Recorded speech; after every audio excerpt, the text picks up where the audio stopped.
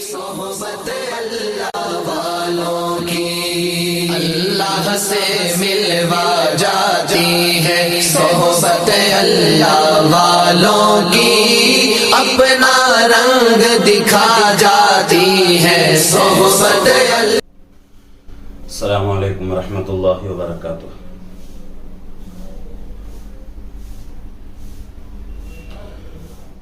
الحمدللہ رب العالمین والصلاة والسلام علی اشرف الانبیاء والمرسلین وعلی آلہ واصحابہ اجمعین، اما بعد۔ محترم ناظرین، میں آپ حضرات کی خدمت میں ضروری مسائل میں سے زخم پر مسح کے مسائل لے کر حاضر ہوا۔ پیچھے ایک ویڈیو ہمارا گزر چکا ہے،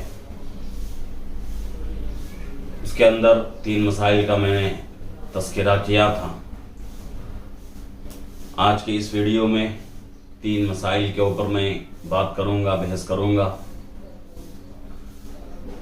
مسئلہ نمبر 1،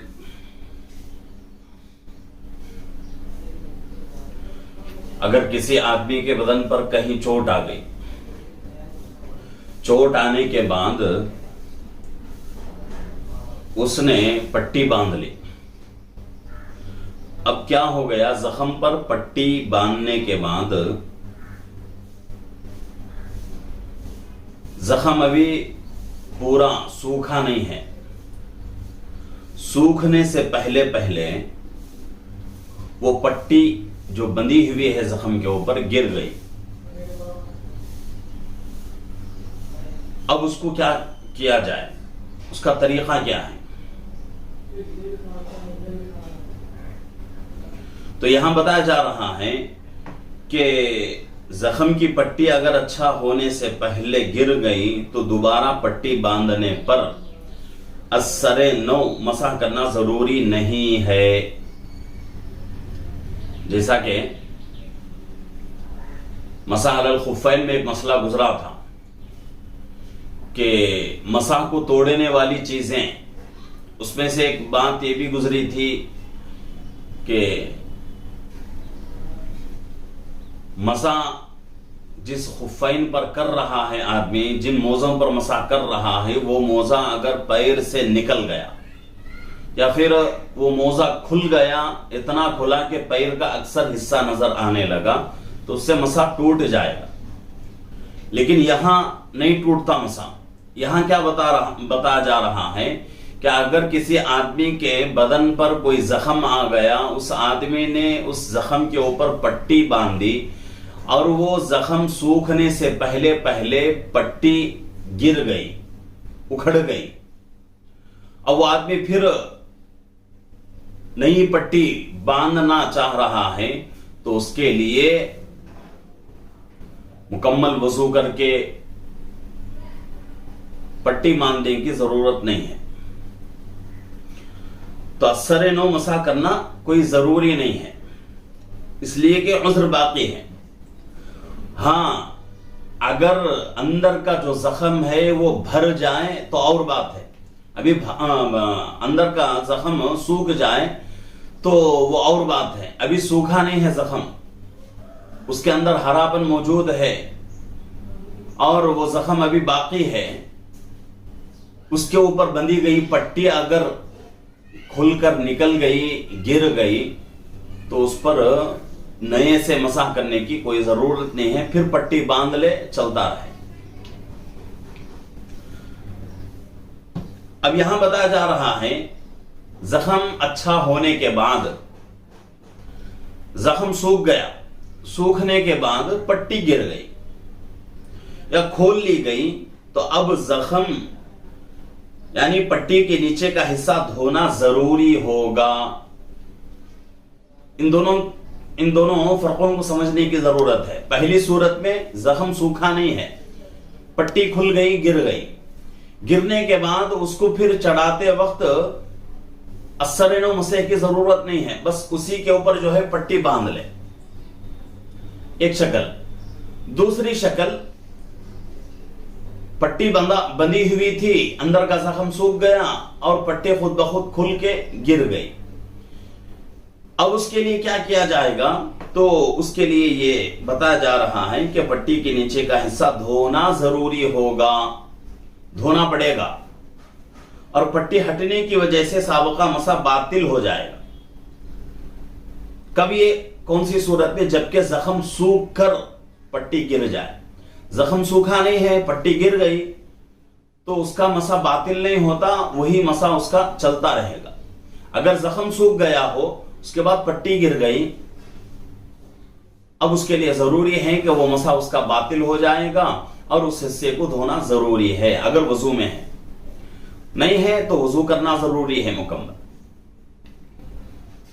اسی طریقے سے مسئلہ نمبر 2، اگر کسی شخص نے زخم پر دوہری پٹی باندھ دی، یعنی کہ زخم لگا، ایک پٹی باندھ لیا، اس کے اوپر پھر دوسری پٹی باندھ لیا، اب اس کے بارے میں کیا کہا جائے گا کہ زخم لگنے پر ایک پٹی باندھا، اس کے اوپر پھر دوسری پٹی باندھا، تو اس میں سے اوپر والی پٹی کھول لی، 2 پٹیاں بندھی ہوئی تھی، اوپر والی کھل گئی، یا دوا لگانے کے لیے دوسری پٹی بدلی، زخم اندر ابھی ہرا ہے، پورا سوکھا نہیں ہے، 2 پٹیاں باندھا تھا، ایک پٹی کھل گئی، یا پھر جو ہے زخم پر دوا لگانے کے لیے دوسری پٹی بھی کھول لیا، تو اس کا مسح باقی رہے گا یا نہیں؟ تو یہاں فرمایا جا رہا ہے کہ اگر کسی آدمی نے 2 پٹی باندھی ہے زخم کے اوپر کی پٹی کھل گئی یا دونوں پٹی کھل گئی یا کھول دیا گیا زخم پر دوا لگانے کے لیے، تو اس ایک پٹی کے کھلنے سے یا 2 پٹیوں کے کھلنے سے اس کا مسح باطل نہیں ہوتا، مسح کا اعادہ ضروری نہیں ہے۔ البتہ یہاں بتایا جا رہا ہے مستحب یہ ہے کہ اوپر والی پٹی ہٹانے کے بعد اس کے نیچے جو پٹی ہے اس کے اوپر مسح کر لے، یہ مستحب ہے، ضروری بھی نہیں۔ اسی طرح نئی پٹی بدل لی گئی تو پٹی پر بھی نیا مسح کرنا مستحب ہے، ضروری نہیں۔ تو آسانی سے بات یہ سمجھیں اس مسئلے میں کہ ایک آدمی کو زخم لگا، اس نے 2 پٹیاں باندھی، اچانک ایک پٹی کھل گئی یا پھر دونوں پٹی کھل گئے یا دونوں پٹیوں کو کھولنے کا موقع آ گیا دوا لگانے کے لیے، تو پہلا جو مسح ہے وہ مسح اس کا باطل نہیں ہوتا۔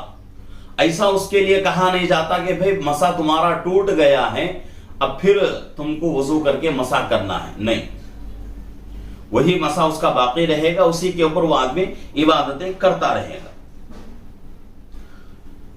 لیکن یہاں فرمایا جا رہا ہے البتہ مستحب ہے۔ مستحب کس کو کہتے ہیں؟ کر لیے تو ثواب، نہ کیا تو کوئی گناہ نہیں، اس کو مستحب کہا جاتا ہے۔ تو مستحب یہ ہے ثواب زیادہ لینے کے لیے کہ ایک پٹی اگر کھول لی گئی تو دوسری نیچے کی جو پٹی ہے اس کے اوپر مسح کر لے، نہیں اگر پٹی ہی بدل دی گئی، دونوں پٹیاں کھولی اور اس کے بعد نئی پٹیاں باندھ رہے ہیں، تو یہاں بھی ضروری نہیں ہے کہ مکمل جو ہے وضو کر کے مسح کرے، بلکہ مستحب ہے، کر لیا تو ثواب، نہ کیا تو کوئی گناہ نہیں، بلکہ وہ مسح اس کا باقی رہے گا۔ پٹی اگر بدل لی گئی تو نئی پٹی پر مسح کرنا مستحب ہے۔ اسی طریقے سے مسئلہ نمبر 3، ایک آدمی کے بدن کے کسی حصے پر زخم آ گیا، اس نے پٹی باندھی، پٹی جو بند رہی ہے، زخم یہاں ہے، مثال کے اعتبار سے یہاں زخم ہے، اس نے یہاں پٹی باندھی، لیکن وہ پٹی چوڑی تھی، یہاں سے لے کر یہاں تک زخم اتنا ہے صرف، اور پٹی بند رہی ہے اتنی بڑی، تو جہاں زخم ہے اس کے بارے میں تو کوئی مذائقہ نہیں ہے، وہاں جو ہے مسح تو چل جاتا ہے، لیکن یہ زخم کے دائیں اور بائیں زیادہ پٹی جو بند رہی ہے بدن پر، تو کیا اس کے اوپر بھی مسح کریں گے یا نہیں؟ اس کو دھونا پڑے۔ تو اس کے بارے میں بتایا جا رہا ہے کہ جو پٹی باندھنے کے لیے دائیں بائیں کا کچھ حصہ پٹی کے اندر آ جاتا ہے، تو زخم کے حصے کے ساتھ ساتھ دائیں بائیں کے حصے پر بھی مسح کریں گے. اس طرح ہو جائے گا. ایسا نہیں کہا جاتا کہ بھئی صرف زخم یہاں ہے تو اتنے کے اوپر ہی مسح کریں گے اور دائیں بائیں جو حصہ ہے اس کو دھوئیں گے، تو ایسا نہیں کہا جائے گا. دائیں بائیں جو پٹی آگے بڑھ جاتی ہے بندھنے میں، اس کے اوپر بھی ہم مسح کریں گے. اس سے مسح ہمارا جائز ہو جائے گا، اس سے ہم عبادتیں ادا کر سکتے ہیں. تو یہ جو ہے آج کے 3 مسائل ہوئے ہیں. تو میں ناظرین سے گزارش کرتا ہوں کہ ہمارے چینل کے ساتھ جڑے رہیں، لائک کریں، شیئر کریں، سبسکرائب کریں، دوسروں تک جتنا ہو سکے شیئر کرتے جائیں، دوسروں کو ہمارے اس چینل کے ساتھ جوڑتے جائیں تاکہ آپ کا بھی فائدہ ہو، ان کا بھی فائدہ ہو، اور اس کے اوپر اللہ رب العزت آپ کو بھی ثواب دیں گے، ان کو بھی ثواب دیں گے. اللہ رب العزت سے دعا ہے کہ اللہ رب العزت ہم تمام کو